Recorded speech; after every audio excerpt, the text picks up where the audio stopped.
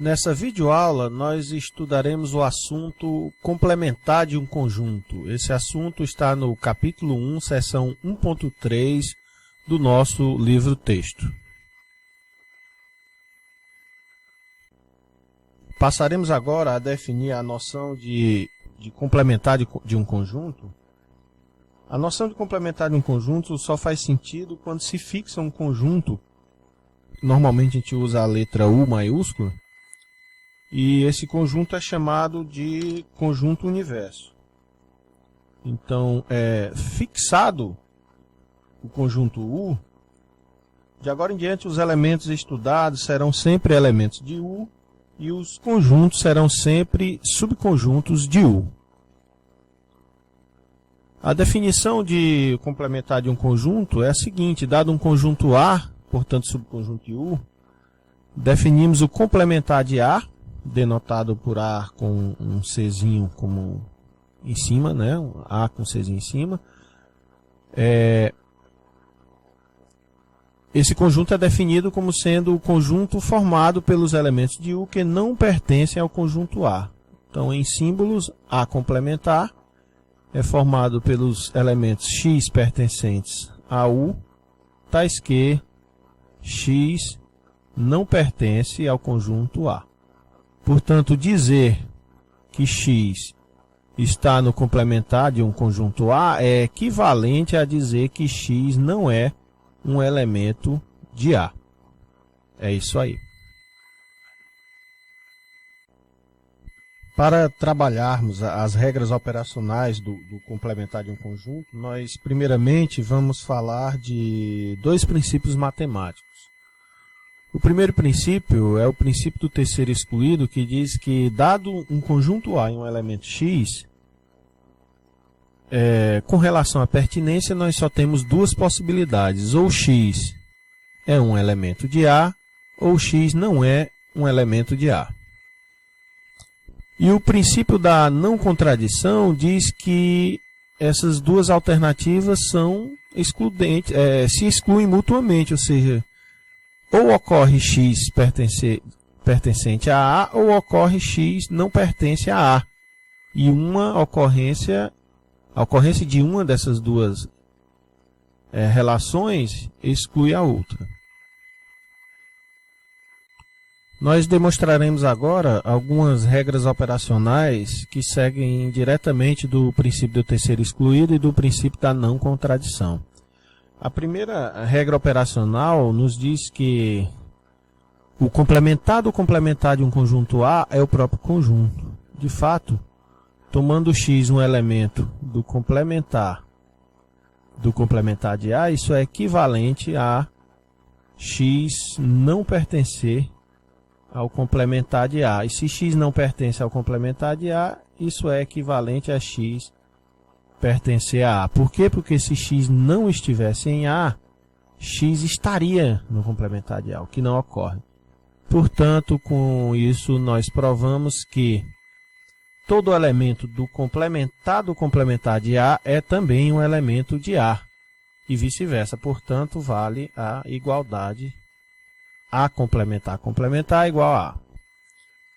A segunda regra operacional nos diz que se A é subconjunto de B, então o complementar de A é um subconjunto, aliás, o complementar de B é um subconjunto do complementar de A. De fato, se eu tomar X no complementar de B, então X não será um elemento de B. E como A está contido em B, se X não está em B, X não pode estar no conjunto A, porque se estivesse, ele estaria em B, o que não ocorre. A moral da história, X, então, não pertence, X pertence ao complementar de A.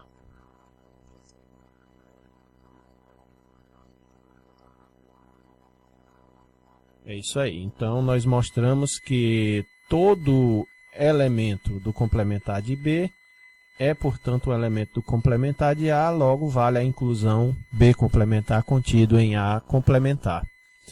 A terceira regra operacional nos diz que, na verdade, o que era uma implicação é, na verdade, uma equivalência.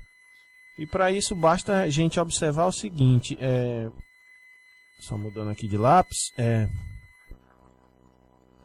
se B complementar está contido em A complementar, segue-se da propriedade 2 que A complementar está contido em B complementar. Portanto,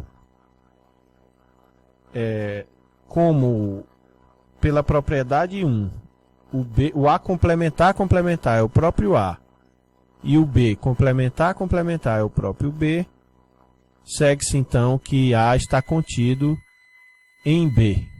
Moral da história, nós concluímos que se A complementar está contido em B complementar, se B complementar está contido em A complementar, então A é um subconjunto de B, portanto, vale a terceira regra operacional.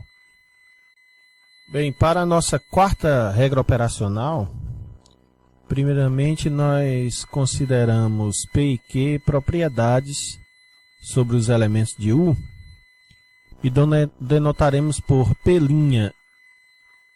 a negação de P e Q' a negação de Q.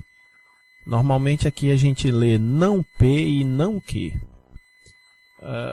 Vale aqui observar o seguinte, tomando, vou usar aqui letra A, o conjunto dos elementos de U, tal que X tem a propriedade P, e chamando de B, o conjunto dos elementos que tem a propriedade Q, nós observamos que A complementar é formado pelos elementos X que não estão em A. Se não está em A, não tem a propriedade P. Portanto, tem a propriedade não P, que a gente denotou por P'. E B complementar é formado pelos elementos que não têm a propriedade Q, portanto, os elementos que têm a propriedade Q'. Dessa forma, com essa notação, nós observamos, vou mudar aqui de tela, nós observamos o seguinte, que a propriedade 3, a regra operacional 3 que nós vimos anteriormente, dizia que A está contido em B é equivalente a B complementar está contida em A complementar. Portanto, nós temos a seguinte regra operacional, que eu vou chamar de regra 4, que nos diz que P implica que, se e somente se,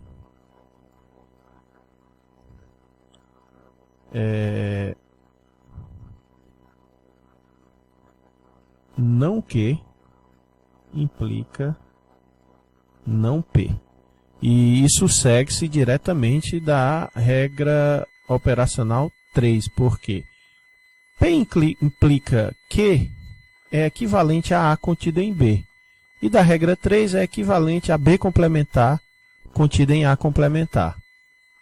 O que é equivalente a Q' implica P', conforme nós queríamos demonstrar. Portanto, nós temos agora a nossa quarta regra operacional, que diz que P implica Q se somente se Q' implica P'.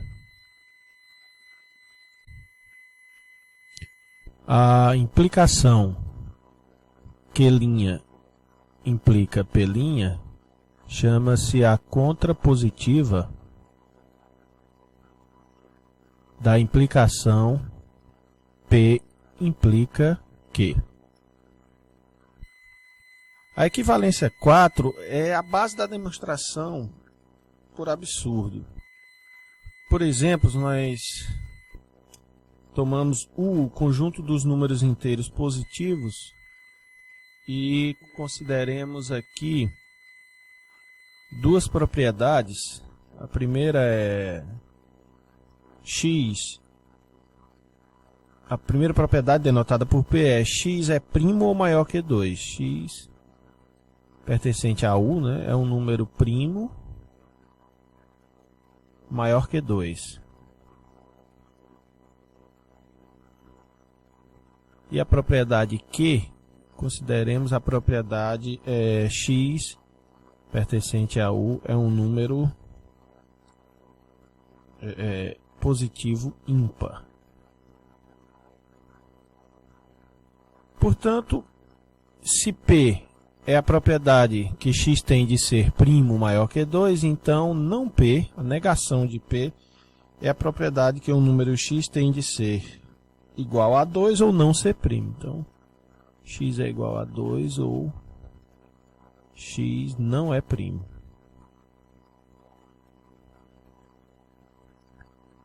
E a propriedade Q', ou seja, a negação de Q, se Q é a propriedade que o número tem de ser ímpar, então Q' é a propriedade que o número inteiro x positivo tem de ser par. Com isso, vou mudar aqui de folha. Com isso nós temos que P implica Q lê-se da seguinte forma: se x é um primo maior do que 2, se x é primo maior do que 2, então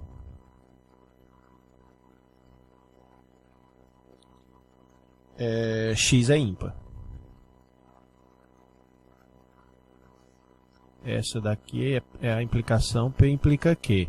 A outra implicação, vou chamar aqui de 2, que é Q' implica P', lê-se da seguinte forma: se x é positivo par, se x é pertencente a U, é um número positivo par, então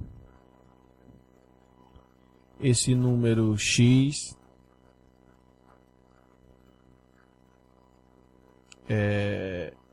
ou é igual a 2 ou ele é um número composto, ou seja, x não é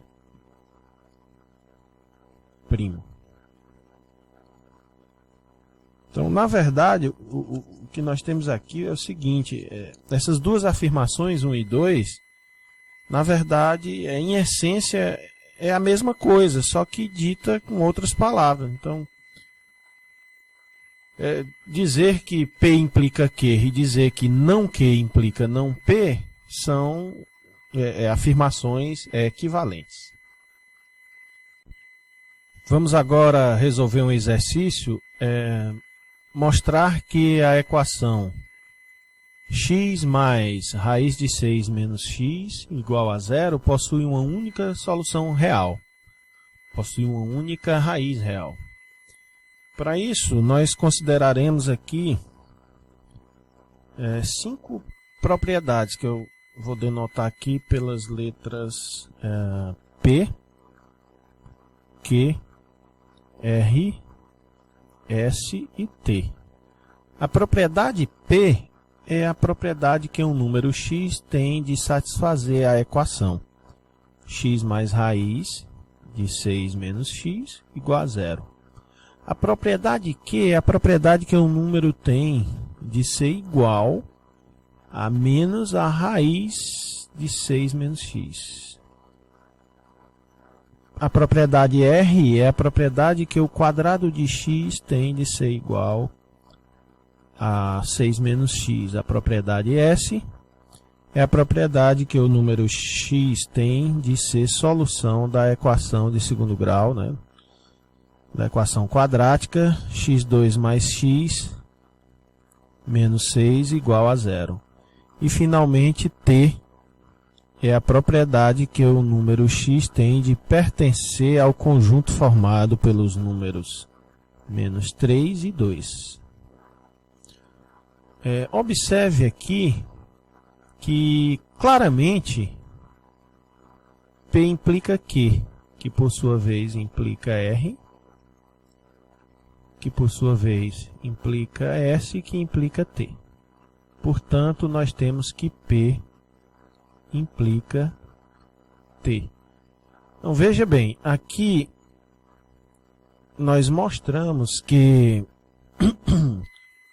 se x é uma raiz da equação, x mais raiz de 6 menos x igual a zero, então, portanto, ele satisfaz a propriedade P.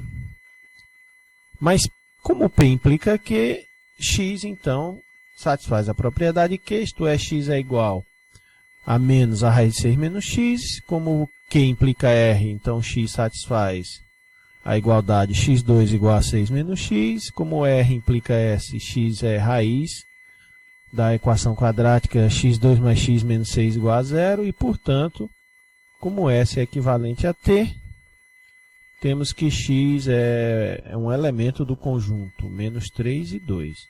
Portanto, P implica T, por transitividade. Agora, veja bem, nós estamos dizendo, então, que se x for uma raiz, então x pertence ao conjunto formado por menos 3 e 2, mas em nenhum momento nós estamos afirmando que o menos 3 e o 2 são ambos raízes. Mas vamos mudar aqui de página. Veja só. Então, o que nós provamos foi que... Vou pegar aqui outro lápis. O que nós provamos foi que se x é raiz da equação, ou seja, se x mais raiz de 6 menos x for igual a zero, então x pertence ao conjunto menos 3 e 2. Isso é, nós mostramos que P implica T. Agora, o que acontece é o seguinte, uma observação que nós fazemos aqui é que a implicação P implica T não pode ser revertida, isto é, T não implica P. Isso ocorre porque 2 não é raiz da equação x mais raiz de 6, melhor aqui, x mais raiz de 6 menos x igual a zero. Por que que ele não é raiz? Porque se nós fizermos o cálculo, 2 mais raiz de 6 menos 2 é a mesma coisa que 2 mais raiz de 4, que é 2. Portanto, isso é 4, que é diferente de zero, logo 2 não é raiz da equação. Mas, observe também que já o número menos 3, ele é raiz da equação, porque menos 3 mais a raiz de 6 menos menos 3 é igual a menos 3 mais a raiz de 9, que é 3. Portanto, isso é igual a zero. E daí nós temos que menos 3 é a única deixa eu melhorar aqui, é a única raiz da equação.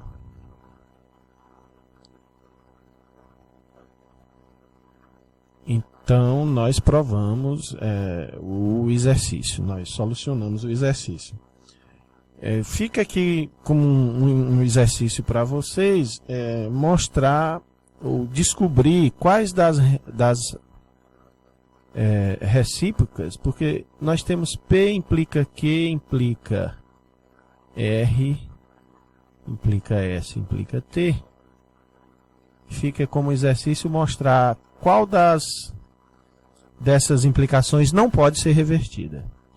É isso aí, galera. Espero ter ajudado. A gente se encontra na próxima videoaula. Um abraço a todos. Deixo com vocês uma tarefa.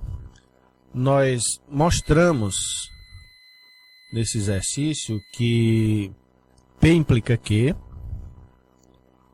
que Q implica R, que implica S, que por sua vez implica T. E também mostramos que T não implica P.